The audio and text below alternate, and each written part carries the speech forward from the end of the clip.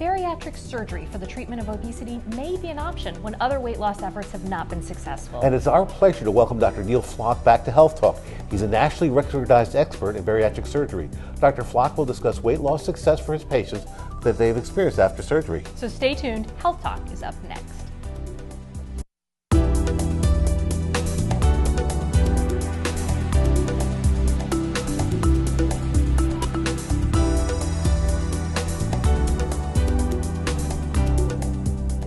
Dr. Andrea Peterson. And I'm Dr. Eric Mazer. Today we're going to discuss weight loss surgery, also called bariatric surgery, with an expert in the field. Dr. Neil Flock is a medical expert, and he is the head of the Surgical Weight Loss Center at Norwalk Hospital. Welcome back to the show. Well, thank you. Great. Nice being here again. This is a topic we all have tremendous interest in, and you are the expert. So let me ask you the question. We read a lot about obesity being so increasingly prevalent in our society. What's going on? Well, that is an incredible topic to discuss for hours. So it doesn't do it justice to talk so shortly about it, but let's at least begin. Everything from the carpet that we are standing on right now to the substances that we're exposed to affects our body. And if you imagine that we were once running around in the wild out in nature and touching things that we're used to be exposed to as animals, and now we're exposed to all these other products. Not just let's exclude the food. There's studies now in Nature magazine showing how animals are affected by substances, clothing, and it causes inflammation in their body, and inflammation eventually leads to that endpoint of obesity. That's just one reason. The other reason is the food that we're eating and the substances that we put in the food. Whether it's antibiotics, whether it's steroids. Steroids make us bigger when we eat them. Well, when the chickens eat them, and then we eat the chickens, that makes us big too. We also know that we're like a big bus. We're the bus driver. And in our bus, we're carrying a lot of animals that we don't think about, or actually microbes, bacteria. We have 300 trillion of them. And they're probably affected quicker than we are. And we depend upon those bacteria and viruses and fungus and et cetera to produce things that affect our body. Those bacteria are changing, and they're becoming different, and they're affecting our bodies too. So those are just some of the reasons, we could talk all day about that, that are affecting our bodies. And until we reverse that and pay attention to it, we will never address this obesity epidemic. And so we've got to start there. We'll talk about prevention and treatment. One thing you haven't mentioned yet is activity. Has that been important a factor as well? Believe it or not, when people talk about diet and exercise, and we all do to our patients, go diet and exercise, we're really talking about changing their diet. The exercise is a healthy thing for your body. It's one of the healthiest things you can do, but it never really results in weight loss. And a lot of us experts in obesity talk about that. We still encourage our patients to exercise. It's important. And it actually prevents weight gain, but it doesn't cause significant weight loss. The only thing that we can really control, because we can't really control the table and the rug that we come exposed to, the government and other agencies can help us with that, hopefully in the future, but we can control what we eat. And we have to really start there with the food. And maybe you could say a few words about how the changes in food have contributed to obesity, and maybe using that, how we should be eating to control our weight. We always have to start there. Whether you're a surgeon, whether you're a medical doctor, whether you're just someone who's 20 pounds overweight or 10 pounds overweight, you start with the food. And the study that came out most recently was comparing low-fat diet, low-carb diet to just being told, as we talked before, about changing to just eating healthier. Eat fruits and vegetables. And when you tell someone to go eat fruit and vegetables, they do just as well as the patient who goes on the low-carb diet or the keto diet or the low-fat diet. The problem is there's too much exposure in our society to bad foods, processed foods. And it's not just at McDonald's, it's not just at Wendy's and other fast food chains. It's the food that we're buying in the grocery store as well. Many of it is processed and has products in it, and we just don't fully understand everything that's in it. Did we know that that chicken that we bought, that chicken was fed steroids or antibiotics? Do we know whether the other products we're eating have certain additives that may be affecting our body? So unfortunately, we don't know enough. We can start by eating at or buying foods at healthy grocery stores where we do have more of that information. And that's the first place to start. The second place to start is to reduce the amount of calories that you eat. But it's not just the calories, it's the substances that we're being exposed to that are affecting our body. Does that change your metabolism in such a way Yes. that you need fewer calories and you accumulate fat? The common equation that I run into on social media, because I'm very active, is everybody says, well, it's energy in, energy out. And that's a very simplistic way to think about it. But there's a lot in between there. It's energy in, how our body metabolizes and exposed and is influenced by that energy, and then the energy out. And when I talk about our body, I'm looking at you, but unfortunately, my dear, you have trillions of bacteria in your body. And you, sir, have trillions of bacteria and fungi and viruses in your body. And they come into the equation too.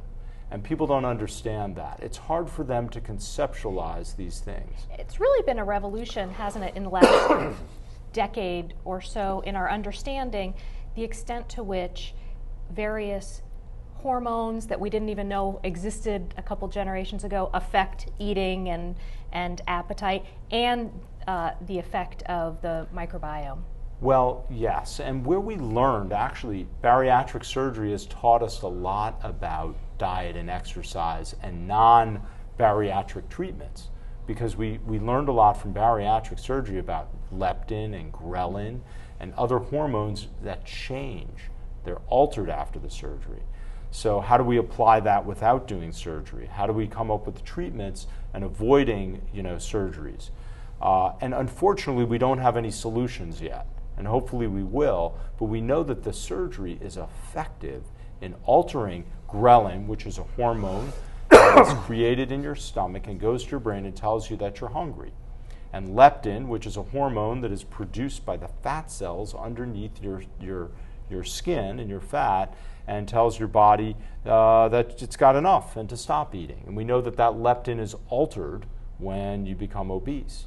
And I think this alludes to the fact that obesity is not just simply an issue of willpower or gluttony. It is not. We are programmed to eat, and we may be able to control parts of this short term, it's much more complex over the long term. Well, here's the problem, and you said a word there. There's a stigma. There's a stigma against obesity.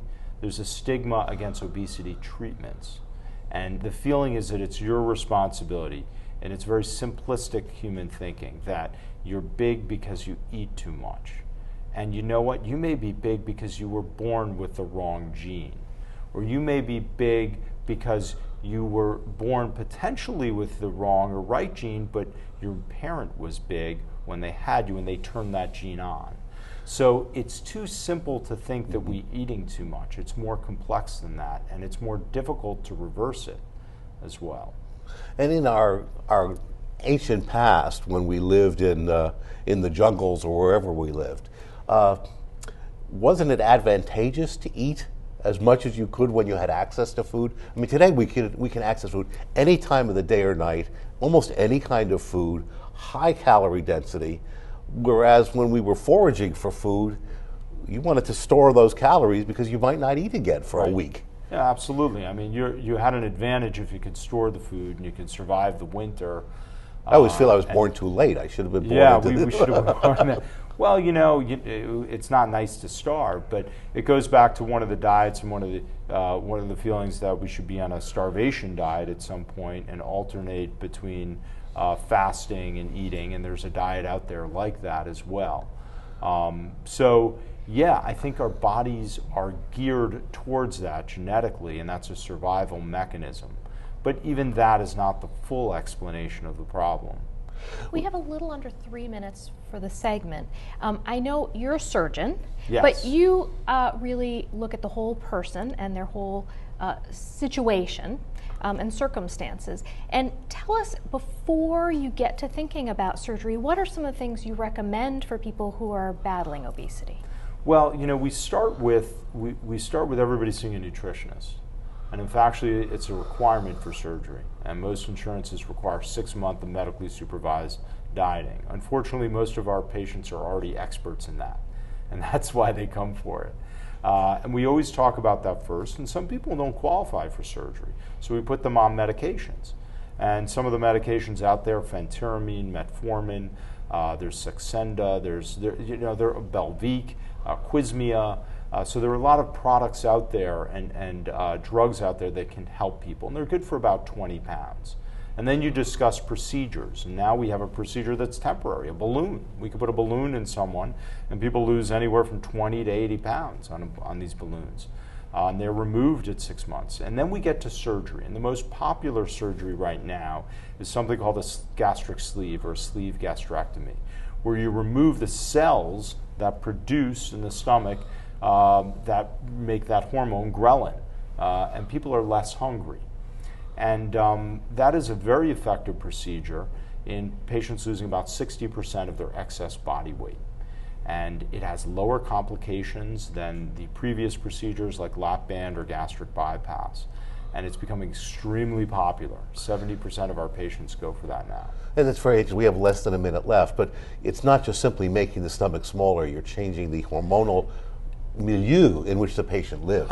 Dr. Seeley from University of Michigan, who recently studied how the surgery works, he found that it increases the amount of bile in your blood that affects weight loss, changes the gut bacteria, alters the hormones in your body, the ghrelin, the leptin, and even something called PYY, which is a hormone that is like a brake. Your food gets to the distal small bowel, tells your brain you're full, and cuts off your eating. So yes, it's very effective in many different ways other than making your stomach smaller.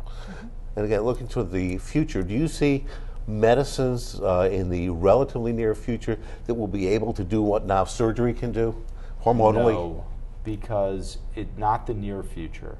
It's such obesity is a complex problem with a complex solution. No one medication could solve it. And you've got to talk to your patient and figure out what their cause of eating is. Is it a mental trauma? Is it a genetic problem? Obesity is many diseases. Neil, thank you so much. This is it's so topical and so important. Absolutely. Unfortunately, we've run out of time, so we want to thank our guest, Dr. Neil Flock, for joining us on Health Talk today. And thank you, viewers, for watching. Please do remember to send us your questions and comments to healthtalk@wchn.org. Andrew and I will see you next time.